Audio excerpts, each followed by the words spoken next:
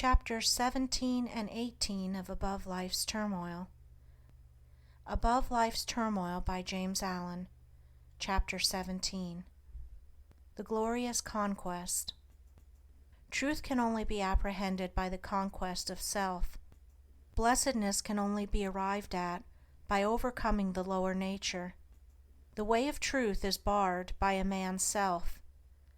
The only enemies that can actually hinder him are his own passions and delusions. Until a man realizes this and commences to cleanse his heart, he has not found the path which leads to knowledge and peace. Until passion is transcended, truth remains unknown. This is the divine law. A man cannot keep his passions and have truth as well. Error is not slain until selfishness is dead. The overcoming of self is no mystical theory, but a very real and practical thing. It is a process which must be pursued daily and hourly, with unswerving faith and undaunted resolution, if any measure of success is to be achieved. The process is one of orderly growth, having its sequential stages, like the growth of a tree, and as fruit can only be produced by carefully and patiently training the tree, even so the pure and satisfying fruits of holiness can only be obtained by faithfully and patiently training the mind in the growth of right thought and conduct. There are 5 steps in the overcoming of passion, which includes all bad habits and particular forms of wrongdoing, which I will call 1. Repression, 2. Endurance, 3. Elimination, 4. Understanding, 5. Victory. When men fail to overcome their sins, it is because they begin to try at the wrong end. They want to have the stage of victory without passing through the previous 4 stages. They are in the position of a gardener who wants to produce good fruit without training and attending to his trees. Repression consists in checking and controlling the wrong act, such as an outburst of temper, a hasty or unkind word, a selfish indulgence, etc., and not allowing it to take actual form. This is equivalent to the gardener nipping off the useless buds and branches from his tree. It is a necessary process, but a painful one. The tree bleeds while undergoing the process, and the gardener knows that it must not be taxed too severely. The heart also bleeds when it refuses to return passion for passion, when it ceases to defend and justify itself. It is the process of mortifying the members, of which St. Paul speaks. But this repression is only the beginning of self-conquest. When it is made an end in itself, and there is no object of finally purifying the heart, that is a stage of hypocrisy, a hiding of one's true nature, and striving to appear better in the eyes of others than one really is. In that case it is an evil, but when adopted as the first stage toward complete purification, it is good. Its practice leads to the second stage of endurance, or forbearance, in which one silently endures the pain which arises in the mind when it is brought in contact with certain actions and attitudes of other minds toward one. As success is attained in this stage, the striver comes to see that all his pain actually arises in his own weaknesses, and not in the wrong attitudes of others toward him, these latter being merely the means by which his sins are brought to the surface and revealed to him.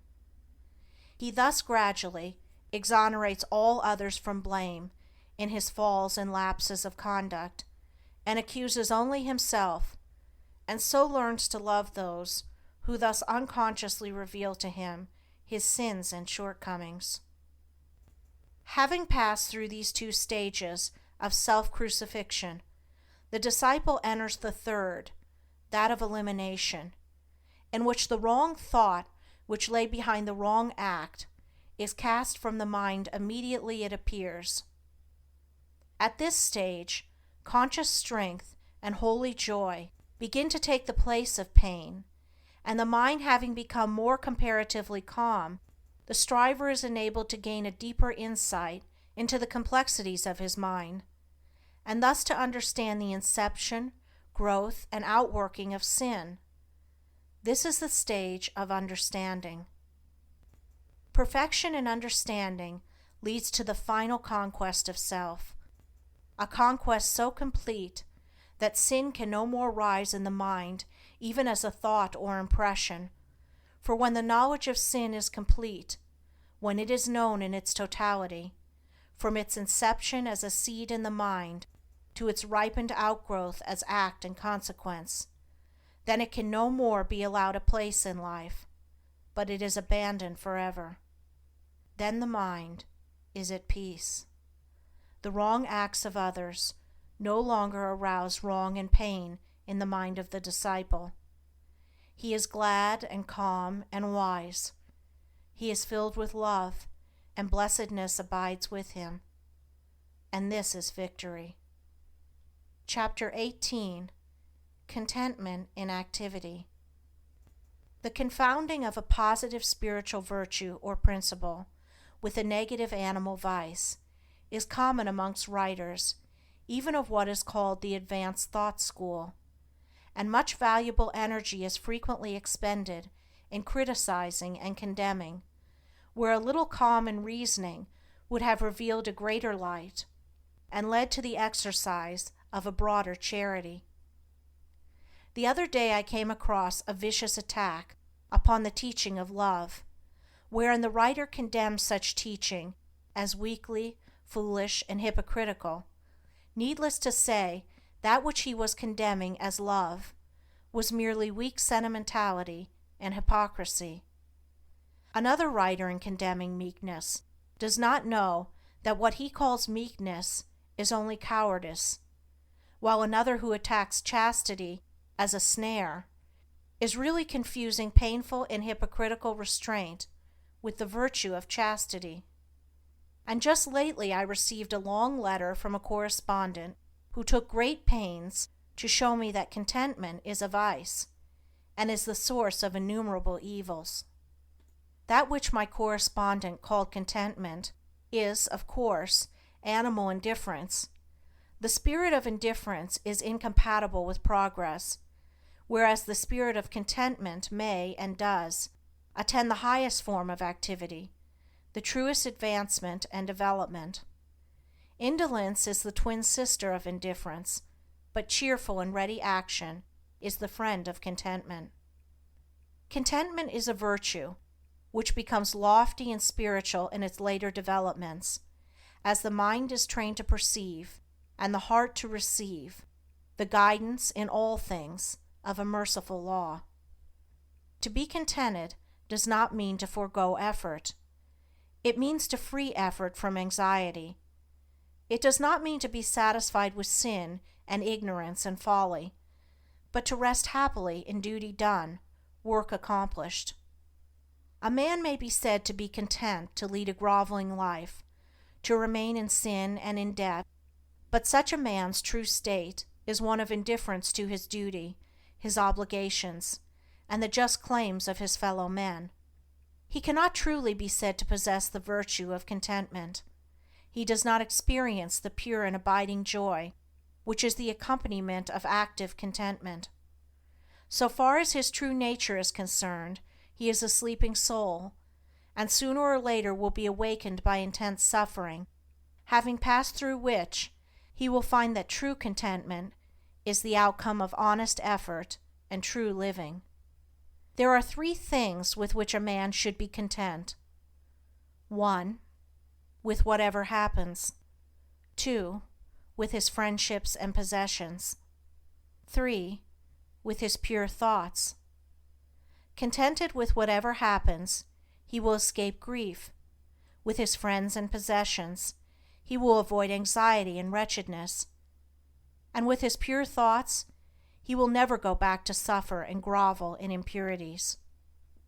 There are 3 things with which a man should not be content. 1. With his opinions. 2. With his character. 3. With his spiritual condition. Not content with his opinions, he will continually increase in intelligence. Not content with his character, he will ceaselessly grow in strength and virtue. And not content with his spiritual condition, he will, every day, enter into a larger wisdom and fuller blessedness. In a word, a man should be contented, but not indifferent to his development as a responsible and spiritual being.